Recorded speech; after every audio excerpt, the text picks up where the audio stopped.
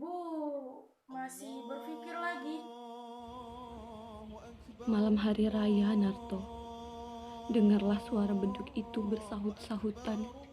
Pada malam hari raya seperti inilah, ayahmu pergi dengan tidak meninggalkan sepatah kata pun. Ayah, Keesokan harinya hari raya. Setelah sholat, ku ampuni segala dosanya. kenapa mas ibu ingat masa lampau itu? Mengingat orang yang jelas-jelas sudah tidak ingat lagi kepada kita. Aku merasa bahwa ia masih ingat kepada kita, nak. Mintarsi, kemana bu? Mintarsih tadi keluar menghantarkan jahitan, Narto. Mintarsi masih mengambil upah jahitan bu. Bukankah seharusnya ia tidak usah membanting tulang sekarang? Biarlah, Narto. Karena kalau ia sudah menikah nanti, kepandaiannya itu tidak sia-sia. Sebenarnya ibu mau mengatakan kalau penghasilanku ini tidak cukup untuk makan kita sekeluarga kan bu? Em, Bagaimana dengan lamaran itu bu? Mintarsih nampaknya belum mau bersuami, Narto. Tapi dari pihak keluarga laki-laki selalu mendesak ibu. Apa salahnya bu? Mereka kan uangnya banyak.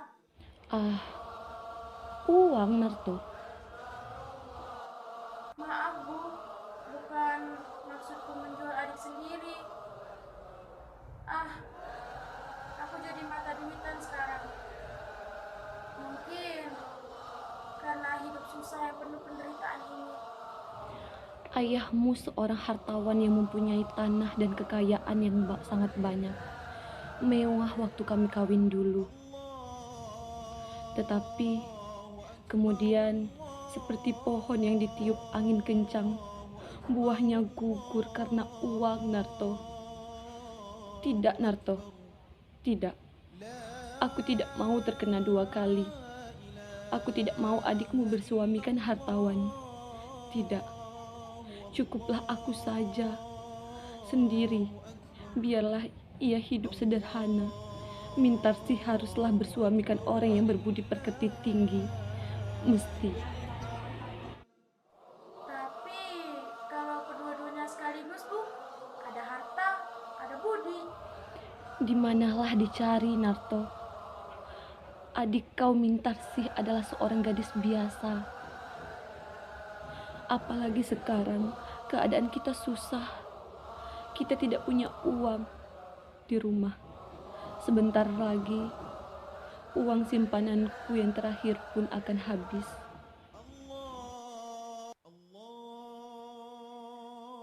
Semua ini karena ayah. Mintarsi harus menderita pula. Sejak kecil, Mintarsi sudah merasakan pahit getirnya kehidupan. Tapi kita harus mengatasi ini, Bu. Ini kewajibanku sebagai abangnya.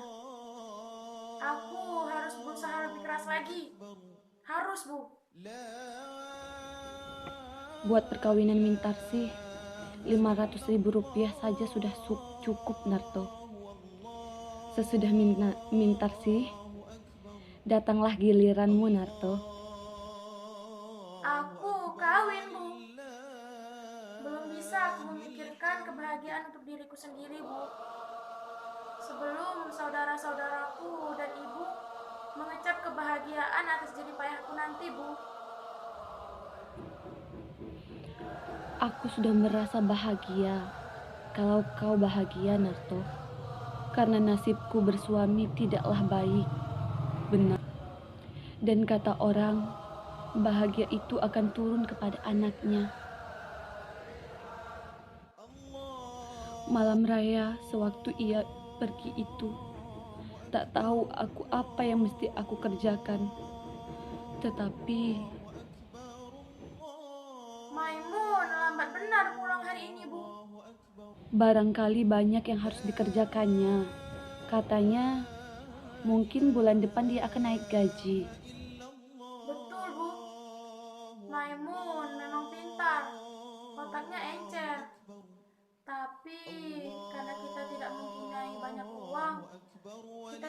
juga membiayai sekolahnya lebih lanjut. Tapi jika ia mau bekerja keras, tentu nanti ia akan menjadi orang yang berharga di masyarakat. Narto, siapa gadis yang sering kulihat bersepeda bersamamu itu? Ah, Ibu, dia cuma teman kerjaku, Bu. Tapi ibu rasa pantas sekali buat kau. Narto, meskipun ibu rasa dia bukanlah orang yang rendah seperti kita derajatnya. Tapi kalau kau suka, Untuk apa memikirkan kawin sekarang, Bu? Mungkin 10 tahun nanti setelah semua beres, Bu. tapi kalau Mintarsi nanti sudah kawin, kau mesti juga, Narto. Kau kan lebih tua. Waktu ayahmu pergi pada malam hari raya itu, ku peluk kalian anak-anakku semuanya. Hilang akalku. Sudahlah, Bu. Buat apa mengulang kaji lama?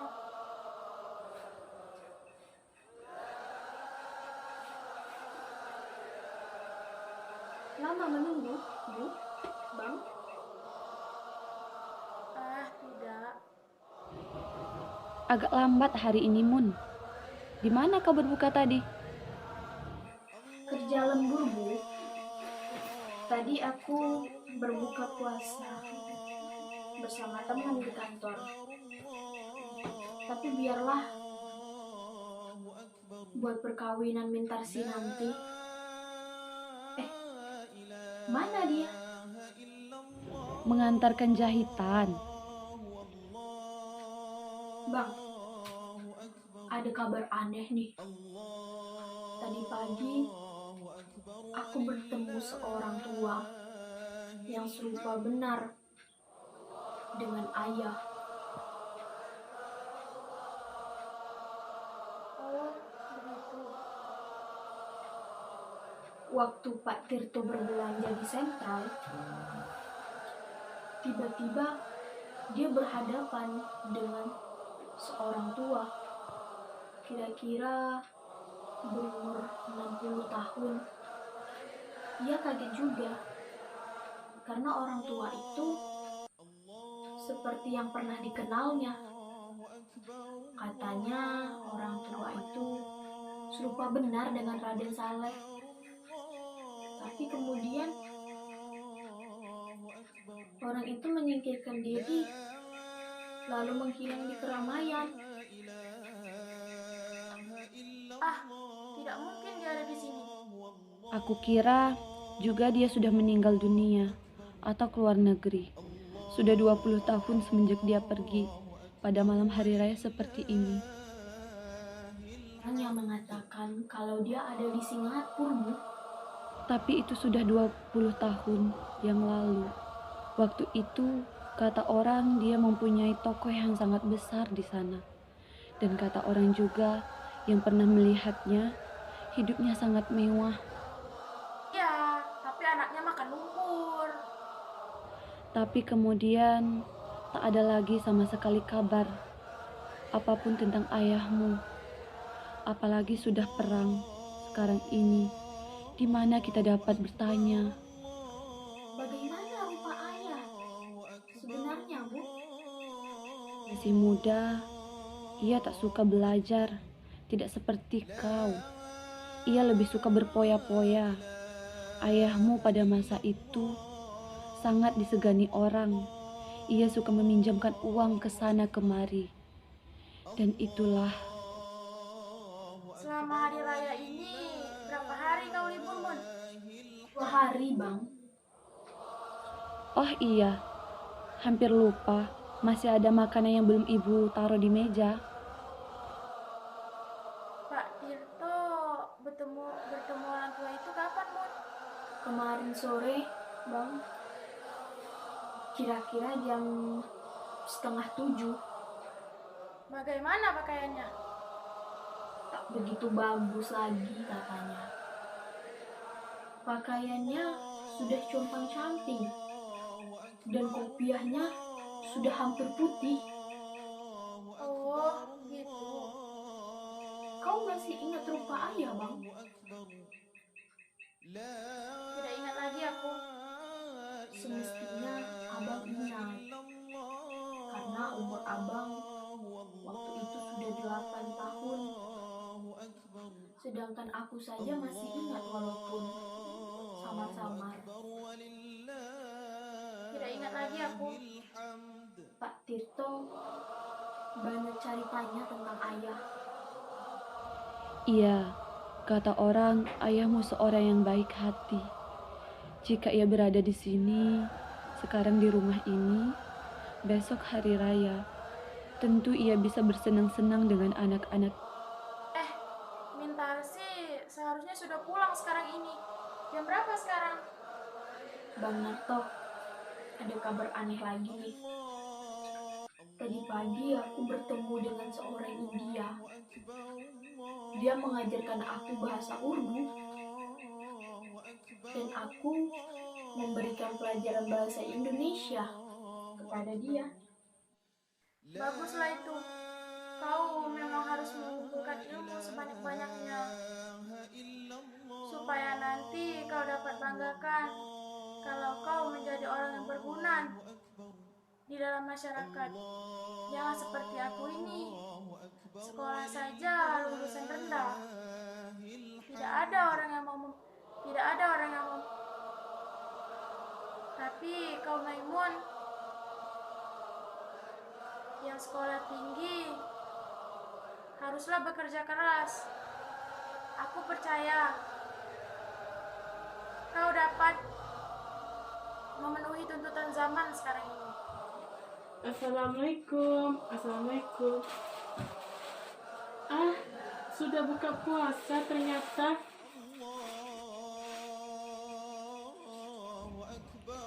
Tadi kami menunggu kau, tapi lama benar. Waktu saya lewat di situ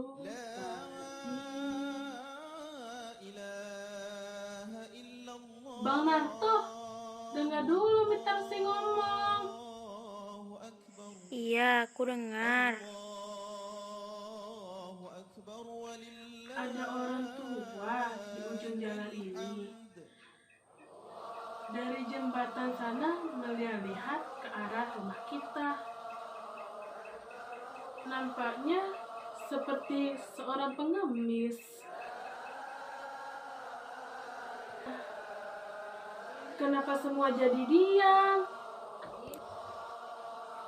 Orang tua? Bagaimana rupanya? Coba. Hari agak gelap. Jadi tidak begitu jelas kelihatannya. Tapi orangnya... Coba kulihat.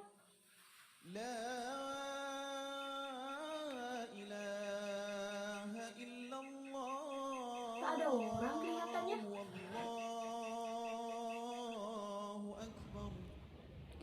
Malam raya seperti inilah ia berlalu dulu itu.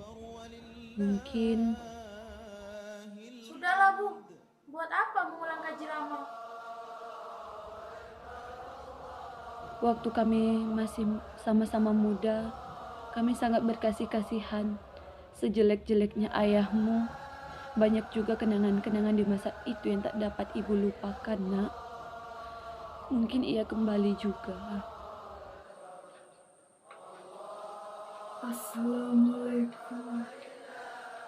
Assalamualaikum.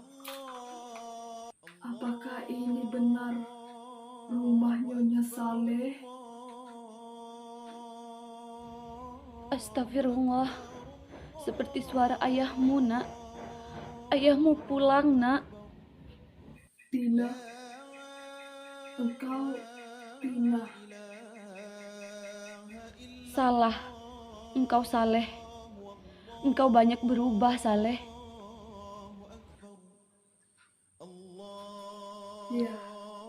Ya, aku berubah Tina.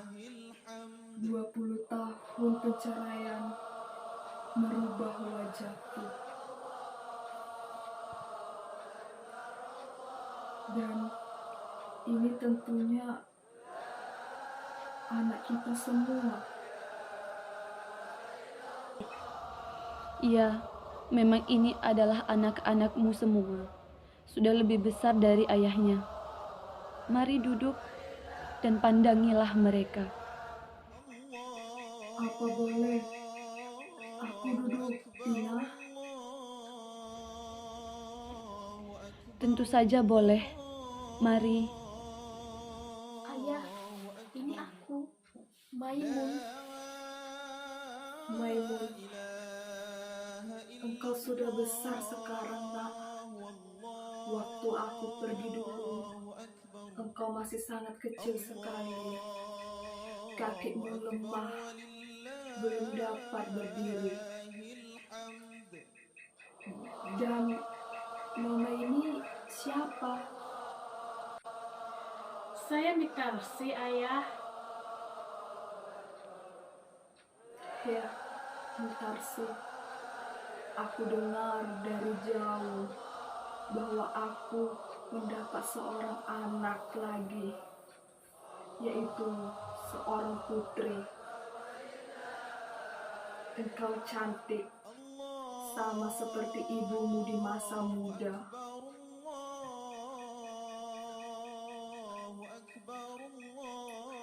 Aku senang sekali, tak tahu apa yang harus aku lakukan. Aku sendiri tidak tahu di mana aku harus memulai bicara. Anak-anak semuanya sudah besar seperti ini. Aku kira inilah bahagia yang paling besar. Ya, rupanya anak-anak dapat besar juga, walaupun tidak dengan ayahnya. Mereka semua sudah menjadi orang-orang pandai sekarang. Gunarto bekerja di perusahaan tenun dan Maimun tak pernah tinggal kelas selama sekolah. Sudah mempunyai penghasilan masing-masing dan Mintarsih, dia ini membantu aku menjahit. Ibu. 10 tahun aku menjadi seorang saudagar besar di Singapura. Aku menjadi kepala perusahaan dengan pegawai-pegawai berpuluh-puluh orang. Tapi malang bagiku, toko itu habis terbakar.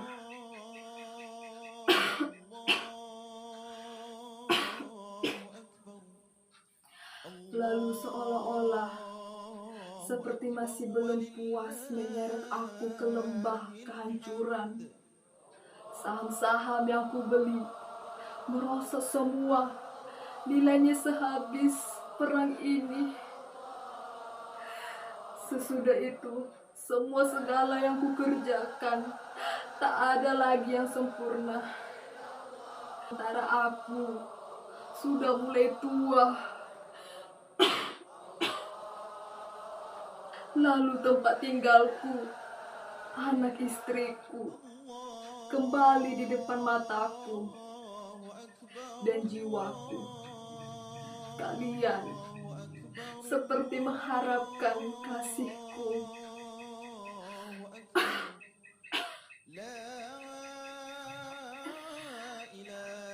Maukah engkau memberikan air segelas buatku, Gunarto? Hanya engkaulah yang tidak.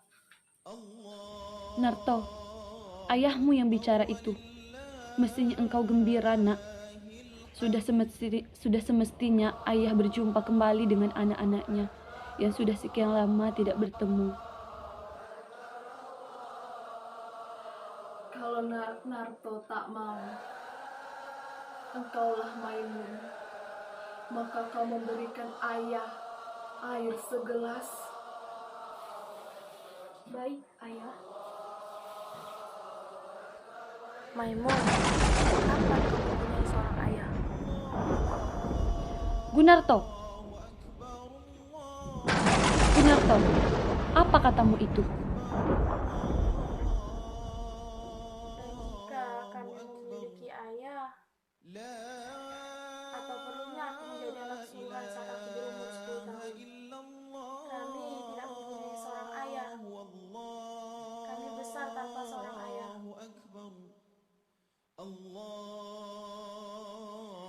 kami besar dalam kesengsaraan.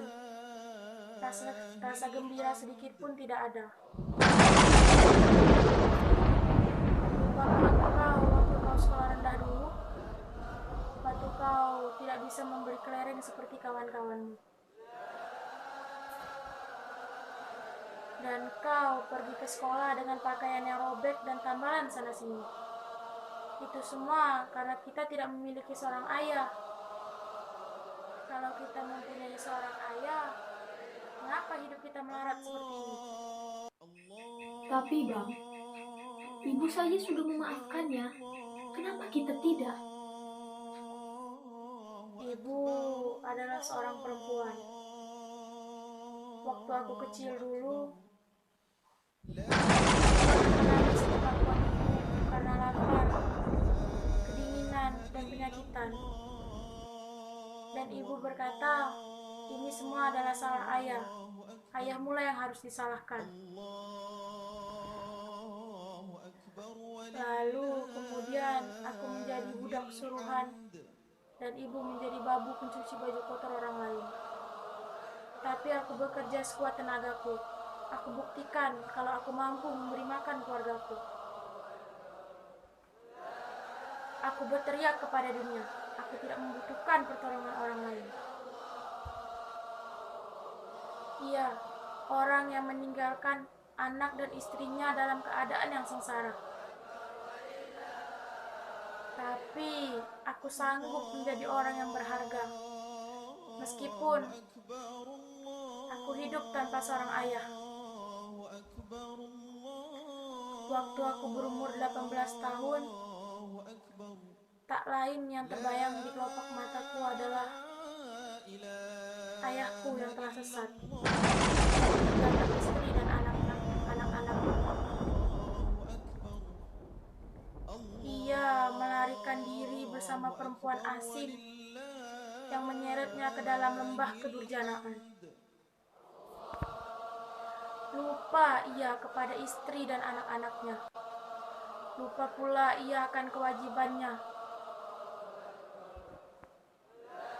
Karena nafsunya telah membawanya ke pintu neraka. Hutangnya yang ditinggalkan bertimbun-timbun. Sampai-sampai tabunganku yang disimpan oleh ibu pun ikut hilang bersama ayah yang minggat itu. Ya, benar. Masa kecil kita memang benar-benar tersiksa. Maka, jika aku mempunyai seorang ayah, ayah itulah musuhku yang paling besar. Gunarto, Bang! Bang! Tapi Bang, lihatlah ayah. Sudah seperti ini sekarang. Ia sudah tua, Bang. Maimun, sering benar kau ucapkan kalimat ayah kepada orang yang tidak berarti ini. Cuma karena ada seorang tua yang masuk ke dalam rumah ini dan mengatakan kalau ia ayah kita. Lalu kau sebut dia ayah kita. Padahal dia tidak kita kenal. Sama sekali tidak. Coba kau perhatikan. Apakah kau benar-benar berhadapan dengan seorang ayahmu? Bang Narto, kita adalah darah dagingnya. Bagaimanapun buruk kelakuannya, dia kita tetap anaknya yang harus merawatnya. Jadi ini kewajiban kita. Setelah ia melepaskan hawa nafsunya di mana-mana, lalu ia kembali ke sini karena sudah tua dan kita harus memeliharanya. Enak betul. Gunarto, sampai hati benar kau berkata begitu terhadap ayahmu, ayah kandungmu. Ayah kandung? Memang aku mempunyai seorang ayah dulu. Tapi dia sudah meninggal 20 tahun yang lalu. Dan Gunarto yang sekarang adalah Gunarto yang terbentuk oleh dirinya sendiri. Aku tidak berhutang budi kepada siapapun di dunia ini. Aku merdeka. Aku merdeka, Bu, di atas dunia ini. Aku memang berdosa dulu itu. Aku mengaku, dan itulah sebabnya kembali pada hari ini, pada hari tuaku, untuk memperbaiki kesalahanku dan dosaku. Tapi ternyata sekarang, ya benar katamu Narto, aku seorang tua, tidak bermaksud untuk mendorong-dorongkan diri agar diterima di tempat ini yang aku tidak kehendaki.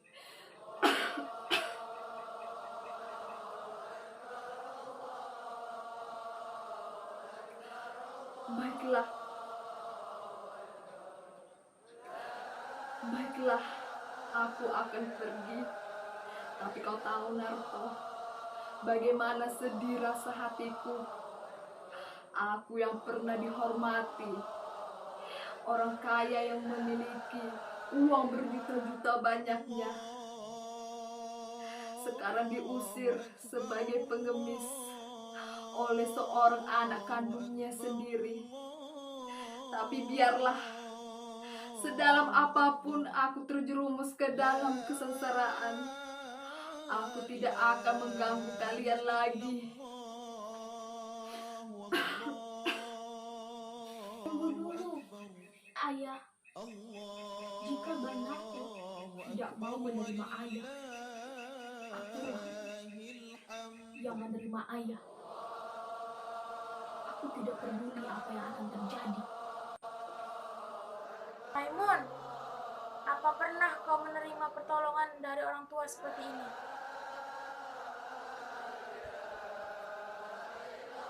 Aku dulu pernah menerima tamparan, tendangan, tapi tak sebiji zarah pun aku mendapatkan apa-apa darinya. Jangan begitu keras, Banarto. Jangan kau membela dia, ingat. Aku yang menghidupimu. Kau lupa? Akulah yang membiayaimu selama ini. Dari hasil kuli dan berjuang. Akulah ayahmu yang sebenar-benarnya. Engkau menyakiti hatimu, Bang. Kau ikut-ikut pula membela dia. Sedangkan untuk kau, aku juga yang bertindak untuk dirimu selama ini. Baiklah, peliharalah orang tua itu jika memang kalian cinta kepadanya. Mungkin kau dulu tidak merasakan pahit getirnya kehidupan ini. Karena kita tidak memiliki seorang ayah. Tapi sudahlah, demi saudara-saudaraku ini. Tapi sudahlah, demi kebahagiaan saudara-saudaraku ini. Jangan sampai menderita seperti aku. Aku mengerti. Bagiku, tidak ada jalan untuk kembali. Jika aku kembali, aku hanya mengganggu kedamaian dan kebahagiaan anakku saja. Biarlah aku pergi. Inilah jalan yang terbaik. Tidak ada jalan untuk kembali. Ayah, apa Ayah punya uang? Ayah sudah makan?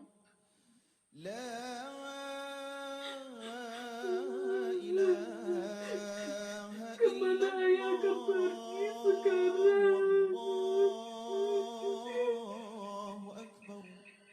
Tepi jalan atau sungai, aku cuma seorang pengemis.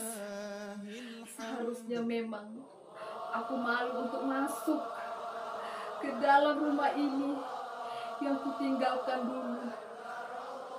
Aku sudah tua dan lemah, dan sadar langkahku terayun kembali.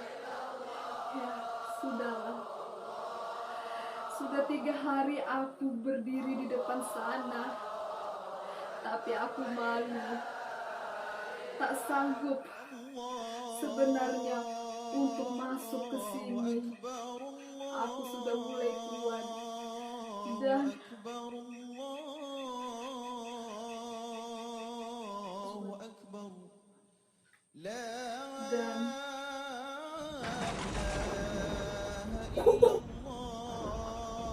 tidak ada rasa belas kasih, rasa tanggung jawab terhadap adik-adiknya yang tidak berayah lagi.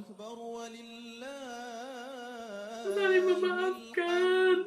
Apa tidak kasihan? Kemana dia pergi setua itu?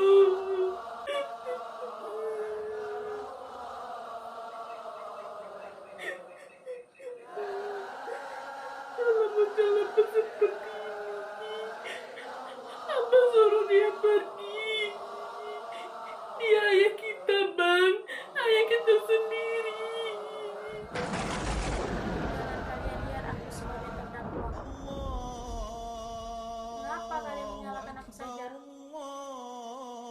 Aku sudah hilangkan rasa ini. Aku sudah hilangkan semua rasa itu. Sekarang kalian pilih, aku atau dia. Tidak, aku akan panggil ayahku kembali. Aku tidak peduli apa yang abang mau lakukan. Kalau perlu, bunuh saja aku, Bang. Aku akan panggil ayahku. Ayahku pulang. Ayahku mesti pulang. Maimun, kembali.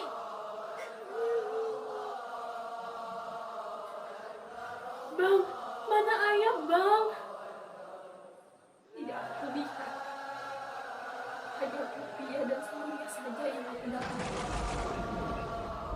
Maimun, mana kau dapatkan baju dan kopiah itu? Di bawah lampu. Dekat jembatan di sana. Lalu ayah, di mana ayah? Bagaimana dengan ayah? Aku tidak tahu. Jadi, ayah mau dalam sungai.